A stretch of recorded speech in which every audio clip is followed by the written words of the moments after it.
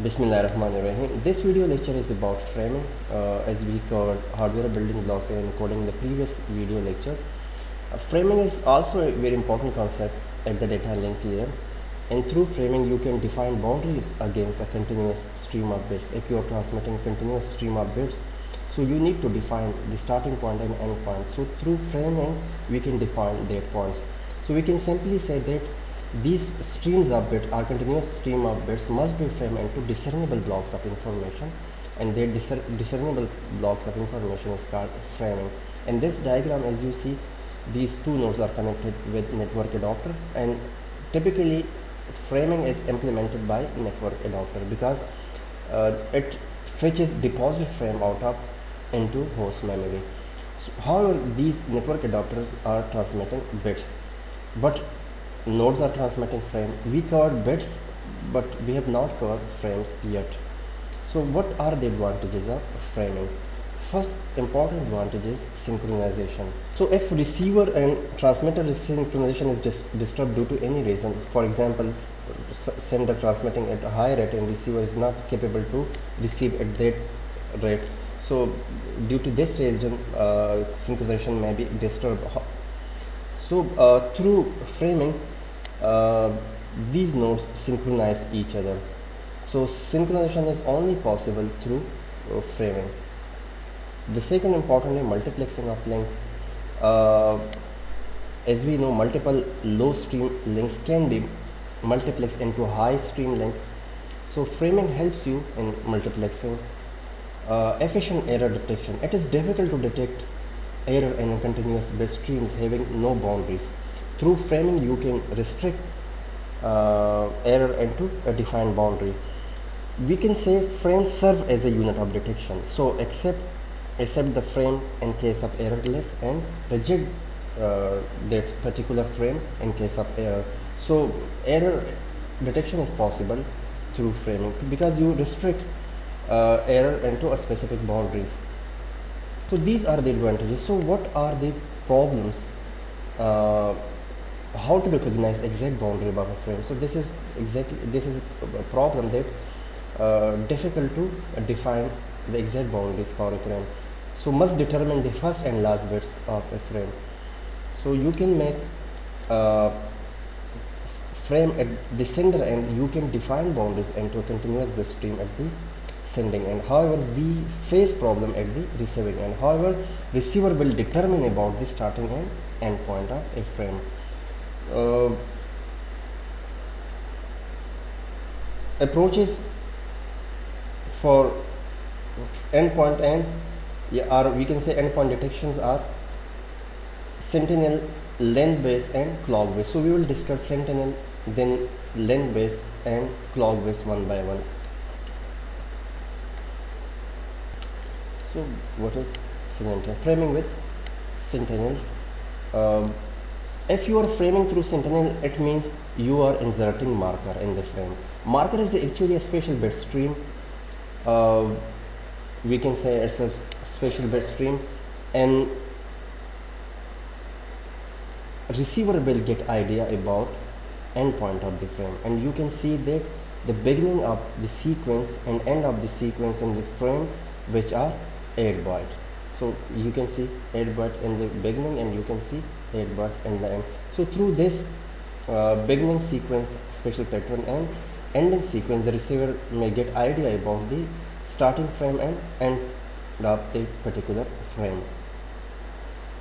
So through sentinel blocks you insert some special bit pattern. Through that particular bit pattern, the receiver get idea about the starting point and end point of that particular frame. Then we have header is, and then body is main part of the data, and CRC, cyclic redundancy check. CRC is normally used for error detection. So what are the problem? So maybe marker is inserted, and these markers help receiver in determining the end and starting point. However, if these markers mix with the data bits, then how can we overcome the problem? Maybe this special bit pattern might be mixed with the body. Maybe there are some bit patterns similar to these bit patterns. So how the receiver will get idea that where is the endpoint, because they might receive their particular bits in the body as well. So solution is bit stuffing or byte stuffing. Bit stuffing or byte stuffing means you insert some extra bits in the frame. So insert sender, what in bit stuffing, insert 0 after 5 consecutive ones, receiver delete 0 that follow 5 consecutive ones.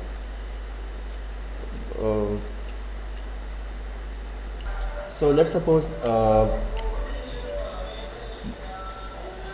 this is a beginning, this one is the beginning. So let's suppose this is, we can paste here.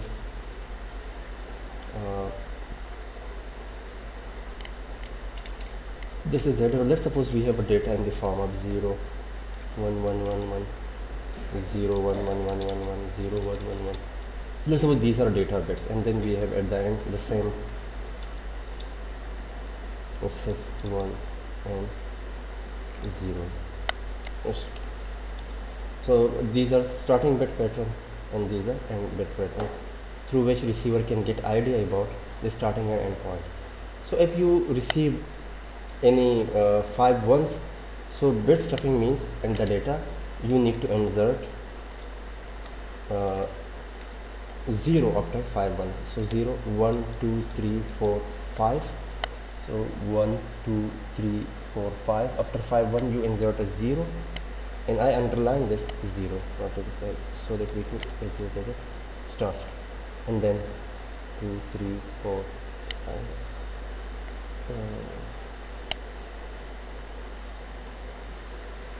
So 1 2 3 4 5, then I basically we stuff a 0 bit here, then 1 0 1 1 2 3 4 5 1 2 3 4 5, then again after 5 consecutive one I have to insert a 0, and then 0 1 2 3 4 and then 0, and then these bits.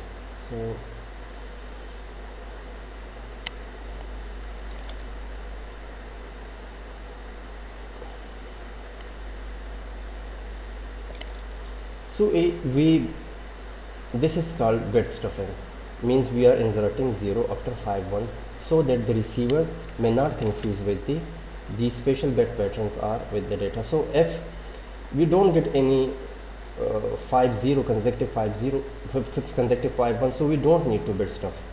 You just need to bit stuff after getting 5 ones, else you can follow the same data sequence. So this is called bit stuffing. So basically these beginning sequence 8 bits and end bit sequence are called flags. So these are called flag bits. So let's suppose we will study this CNTL based approach. We use as example HDLC, point to point, ARPANET, and IEEE 802.4, that is basically token on bus. So these are example of where CNTL based approach are applied. So in HDLC, high data link control, high level data link control, this is, we can say, a bit oriented protocol, and it has exactly the same bit pattern, 0 triple 0 and then 1 2 3 4 5 6 and then 0 marks, and then start up the frame. So again we need to insert 0 after bit pattern, or we can say a bit pattern of 5 consecutive ones in a data. So whenever you get 5 consecutive one in a data, so you need to insert a 0 bit, that is called bit stuffing. So how the receiver will get idea that the particular data bits are bit stuff? At receiver, if receiver get 0 after 5 ones, So therefore receiver will get idea that bit stuff is performed, and then if it receive 1 after 5 ones, then there will be some error in the frame and it basically discard that particular frame.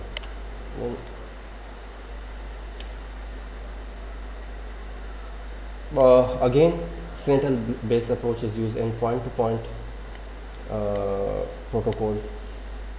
In the frame format, you can see that we have flags, and these flags, these are the starting bit pattern and end bit pattern, and that is normally you can insert 0 after 5 ones and it follow the same bit pattern as we use in HDLC and in the previous one.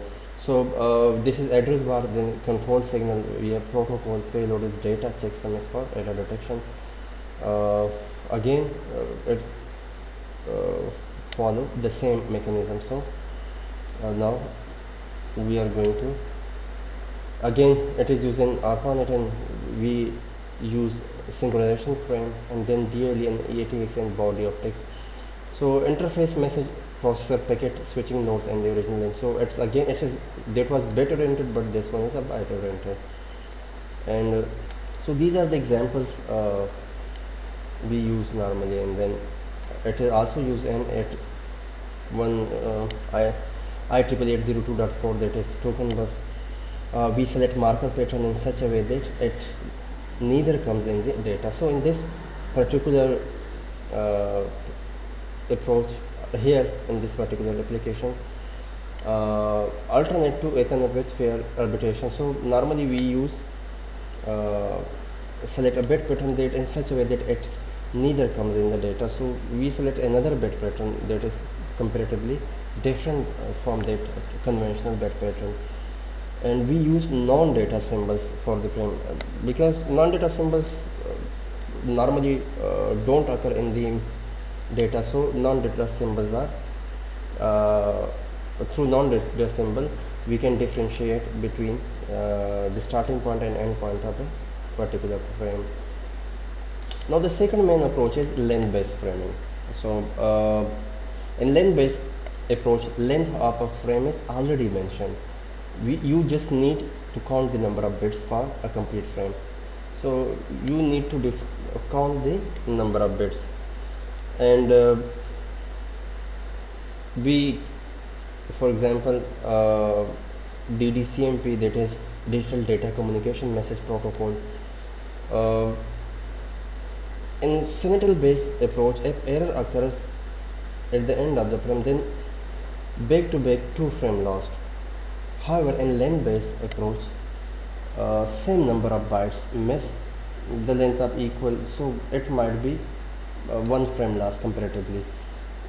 So it is basically dependent on the length of the frame instead of losing 2 consecutive frames. And how can we recover error? Through CRC, that is cyclic redundancy check. When you get frame, you check it by CRC, that is cyclic redundancy check. If which will learn the upcoming video, we will learn this CRC in the next video, and if it fails, so retransmission will occur, so you can retransmit that particular frame. And this is basically a complete packet where 2 syncs are used in class length and header, body, and CRC normally use in length based framing. And the last one is clock based framing.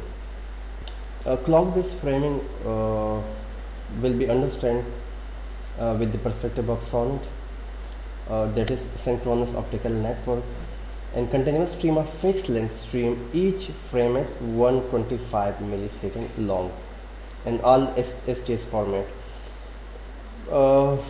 In this clock based approach, as we know, you set a particular time for a frame, like the frame will take 125 milliseconds. Through timing you can define the starting and end point. of a particular frame. And as we know, STS1 take 51.84 megabits per second. Similarly, STS2 is multiple of STS1. Multiple of STS1 means not in time but in data rate. So that would be around about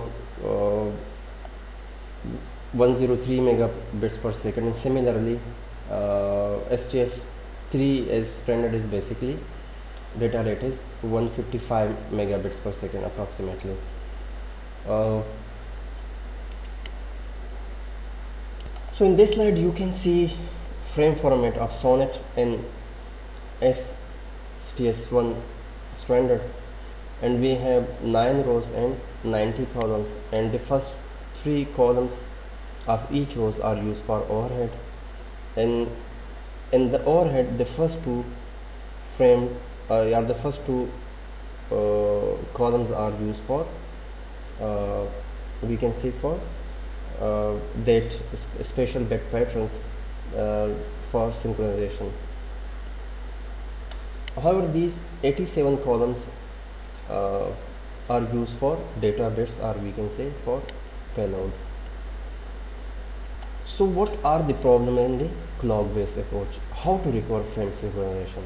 That is the main problem in clock based framing. Basically, in the clock based framing approach, special bit pattern are that is used in the first rows of each the first 2 columns of each frame.